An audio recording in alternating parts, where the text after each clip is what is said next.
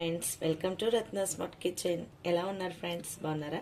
నేను కూడా బాగున్నాను. ఈరోజు దొండకాయ ఉల్లి కారం మీకు చేసి చూపిస్తున్నాను. దొండకాయలు తీసుకొని ఇలాగ పొడుగ్గా కట్ చేసుకొని పెట్టుకోవాలండి. దానికి ముందుగా మనం ఒక కారం తయారు చేసుకోవాలి. సిజార్ తీసుకొని నేను ఒక కిలో దొండకాయలు తీసుకున్నాను కాబట్టి ఒక పెద్ద సైజు ఆనియన్స్ 2 తీసుకున్నాను. 2 తీసుకొని వీటిలో వేసుకోవాలి ఫ్రెండ్స్. ఇందులోనే ఒక టేబుల్ స్పూన్ అల్లం వెల్లుల్లి పేస్ట్ వేసాను ఫ్రెండ్స్. నేను పేస్ట్ వేసాను, మీ దగ్గర అల్లం వెల్లుల్లి విడిగా ఉంటే వాటిని కూడా యాడ్ చేసుకోవచ్చు.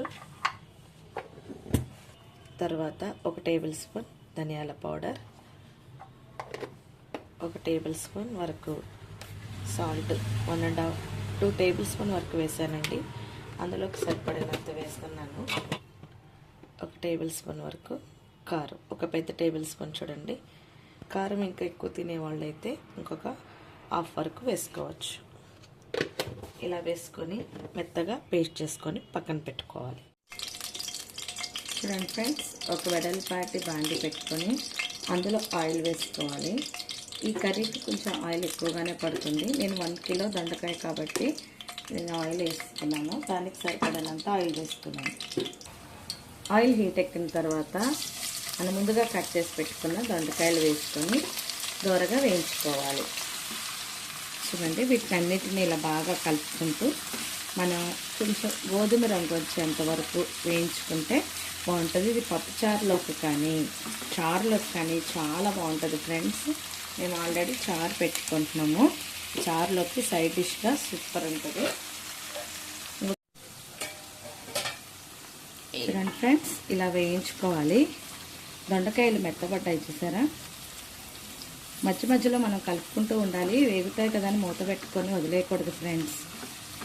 ఇలాంటి రెసిపీస్ చాలా ఉంటాయి ఫ్రెండ్స్ మన వీడియోలో. దొండకాయ అంటే రెగ్యులర్గా కర్రీ ఫ్రైయే కాకుండా ఇలాంటి వెరైటీస్ కూడా చేసుకోండి.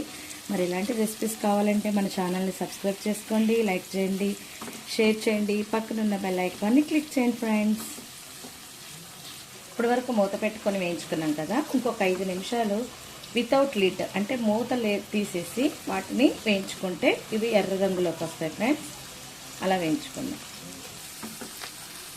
ఇలా వేగించుకున్న తర్వాత వీటిని అన్నిటినీ పక్కకు తీసి ఇలా పెట్టుకొని ఆయిల్ ఉంటుంది కదండి మధ్యలో, మనం ముందుగా మిక్స్ చేసి పెట్టుకున్న ఈ ఉల్లి కారం పేస్ట్ని ఇందులో యాడ్ చేసేయాలి.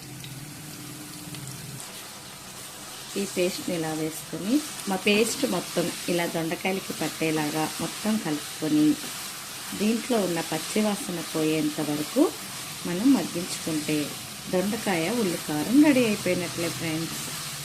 కొద్దిగా కొత్తిమీర వేసుకోవాలి ఫ్రెండ్స్. చూడండి, ఇలా పచ్చివాసన పోయేంత వరకు మనం వేయించుకోవాలి. కారం సరిపోకపోతే మీరు కారం కొద్దిగా పొడి కారం కూడా యాడ్ చేసుకోవచ్చు. నేను కొంచెం వేస్తున్నాను ఫ్రెండ్స్.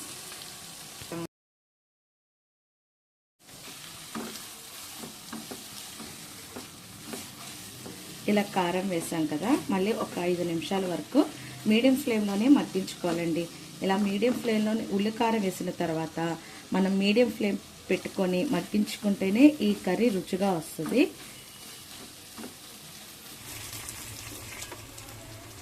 సరే, ఎంత బాగుందో చూడండి ఫ్రెండ్స్. దీని కలర్ ఇలా చేంజ్ అవ్వాలి. ఇలా చేంజ్ అవుతేనే ఉల్లికారం బాగా వేగినట్టు అనమాట. లేదంటే పచ్చివాసన వచ్చి బాగోదు ఫ్రెండ్స్. మీరు కంపల్సరీగా ఓపిక్గా మగ్గబెట్టుకుంటేనే దీని రుచి వస్తుంది. చూడండి, కలర్ అనేది చేంజ్ అయింది కదా. ఇలా చేంజ్ అయ్యాక కొత్తిమీరతో గార్నిష్ చేసుకుందాం. కొంచెం కొత్తిమీర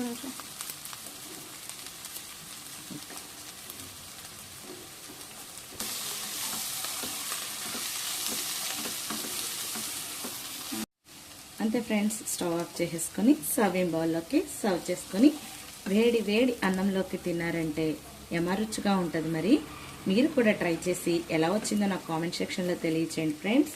ఇలాంటి వీడియోస్ మీకు కావాలంటే మాత్రం రత్న స్మార్ట్ కిచెన్ని సబ్స్క్రైబ్ చేయండి, లైక్ చేయండి, షేర్ చేయండి, పక్కనున్న బెల్ ఐకాన్ని క్లిక్ చేయండి.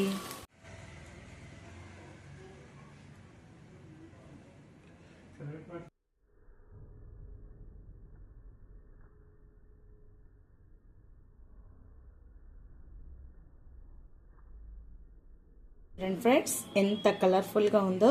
మీరు కూడా చేసుకొని మరలా దొండకాయ కారాన్ని ఇలాగే చేసుకొని తింటారు. మరి ఇలాంటి రెసిపీస్ కావాలంటే ఏం చేయాలి? సబ్స్క్రైబ్ చేసుకోవాలి, పక్కనున్న బెల్ ఐకాన్ని క్లిక్ చేయాలి ఫ్రెండ్స్. లైక్ చేయండి ప్లీజ్.